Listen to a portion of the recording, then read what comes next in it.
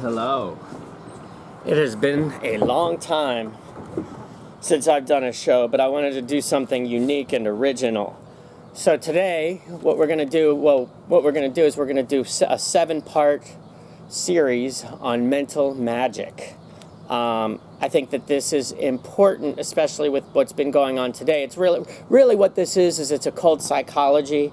And remember, occult comes from the word occultus and occultere, which just means hidden. It's hidden. Occultus means to see, and occultere means hidden, or switch that around. One of the two is true. So this is just like a hidden form of psychology, but I like to call it mental magic because there's a lot of stuff that is very esoteric, occulted, and not common knowledge within this. It comprises 7 lessons. The first of which is I'm just going to call mental magic, and then we have lesson 2, which is called the underlying force. We're going to have lesson 3, which is mental suggestion. Lesson 4 is going to be personal influence. Lesson 5, telementation. Lesson 6, mental therapeutics. And mental 7 is mental architecture. The first lesson is just basically an overview. The underlying force talks about mentalism and mentative currents, and we'll get into what that is. There are currents that flow from you. Mental energy, a universal energy that flows. It sounds kind of like Star Wars, but there is a force in the universe, that's an energy that flows from you and through you. And you're a mental center, and you can move that force to your will. So that's the underlying force. Mental suggestion, we talk about the 3 different forms of suggestion related to mental influence, because a lot of mental magic is related to mental influence and mental protection. Then lesson 4 is going to be personal influence, so how to influence someone one-on-one personally or from a distance personally, which goes into lesson 5, which is telementation, which is actually mental influence at a distance or mental projection at a distance. And then lesson 6, which is mental therapeutics, is how to use the mind to actually do healing, whether it's on yourself or others, or maybe even a group of people. And then the last lesson is mental architecture, teaching yourself how to have the mental architecture to even do this in the first place. So that's a basic overview of the 7 lessons. This is one. I'm going to do it in a series of 7, and those are the 7 different lessons we're going to do. The question is, who is this for? So these lessons are for people who want to be or are individuals and who want to know and learn to use their power as individuals. So if you are a weakling and prefer to remain so instead of rising and claiming your birthright of strength of your inheritance of power, by all means, remain who you are and go away. Leave these lessons for those who will not give away their birthright for a bowl of porridge of negative content, sheep-like passivity. This information that I'm going to give you is for those who boldly claim their own and demand their rightful portion. These strong brothers of ours, of mine, of yours, these are those who are the coming inheritors of this earth. People who really want to be powerful, who don't just want to be sheep and follow the crowds, who want to have influence. And influence can be positive and negative. I choose the positive.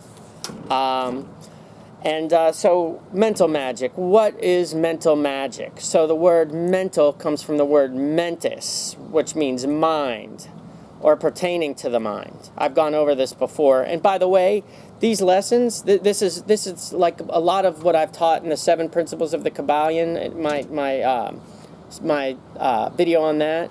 This applies, we're going to go over mentalism, vibration is involved, cause and effect is involved, polarity is definitely involved, gender is involved.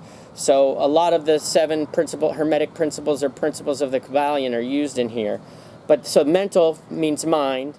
And by mental, in this case, we mean of pertaining to that which we perceive, think, feel, desire, and will. And then so that's the word mental. Magic is a word derived from the maj, which maj or mag means a priest. The Persian priests were wonder workers or magicians, being derived from the word magi.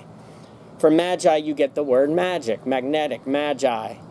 priest, mage, all kind of the same. That's where the word magic derives from. So, mental magic means the hidden wisdom supposed to be possessed by the magi relates to the occult powers of nature, mastery of secret forces of nature, having extraordinary powers or properties requiring more than human power. Really, it's not. It's more than what we normally define as human, but really this all goes along with nature. So basically, magic means mastery of the occult forces of nature. So mind, controlling the mind forces in nature. And mental magic says these occult forces are mental in nature and that their mastery means conscious use, control, mastery, an application of certain mental forces called occult that are possessed and used either consciously or unconsciously. So you can use these forces consciously. A lot of people that are very powerful actually use the stuff that I'm going to teach here unconsciously. It's just intrinsic in them. I would like to think that I'm one of them.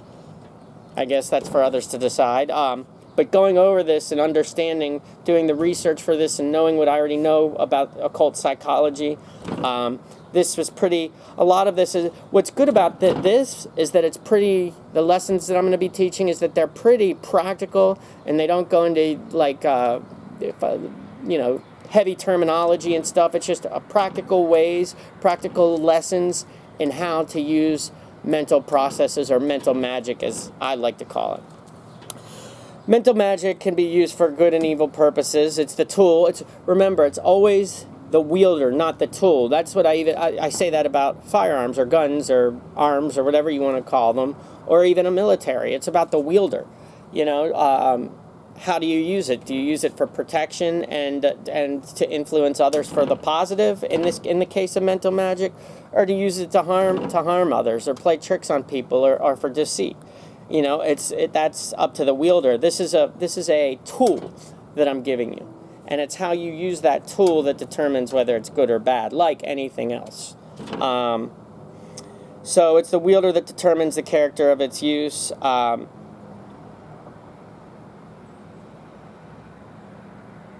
Man ignorant of this force, and you could be.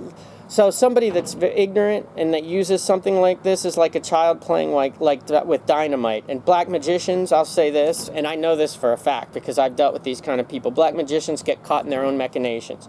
So when you try to, I'll get into it later, but when you try to do something like a hex on somebody, or even if you do something negative or have a negative thought, that thought usually comes back on you, especially if it's not taken up by the person that you're trying to charm or use the magic on, or the black magic on, so to speak. Here's why I'm putting this out, because this esoteric occulted knowledge, it's time for the public to learn this science. Ignorance is no protection from anything. So keeping the population ignorant, as I've seen with this COVID-19 stuff, does nothing for my benefit or for anyone's benefit that cares about themselves or humanity. The danger of evil lies in the darkness of concealment. If used for evil, then shining a light on this will cast out the darkness. Because most people are good and they can't even comprehend the evil that is in this world. And so by teaching this, I'm sure I'm teaching it to a lot of the evil people know it, and the good people can use this to create something good in both their lives and in the world. So if used for good, it can only shine light on the world. And essentially that's the first lesson. It was just basically an overview. Next will be called Lesson 2, the underlying force. So that's a start. Mental magic, part 1.